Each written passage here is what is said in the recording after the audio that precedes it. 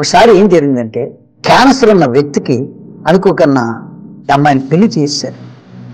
పెళ్లి చేసిన తర్వాత బావ పుట్టాడు. బావ పుట్టిన 15 రోజులకి ఆయన క్యాన్సర్తో చనిపోయాడు. ఆ అమ్మాయి పరిస్థితి పెళ్లి చేసుకుందామంటే కొడుకున్నాడు, అలాగని తల్లిదండ్రుల దగ్గర ఉండిపోదామంటే కడు పేదవారు.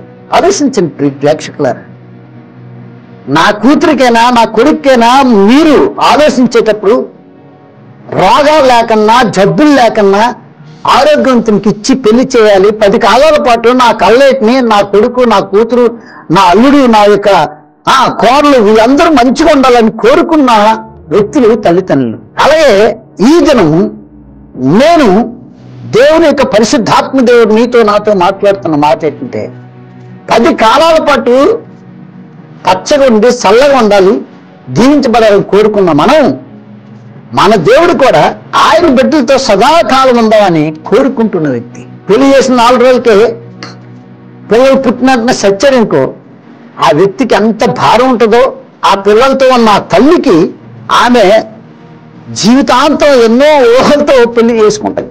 పిల్లలు కనాలని, గొప్ప స్థితిలో ఉండాలని, తన భర్తతో ఊరేగాలని ఆశపడుతున్న ఈ తల్లికి ఆ విధంగా జరిగితే ఎంత బాధపడతారు.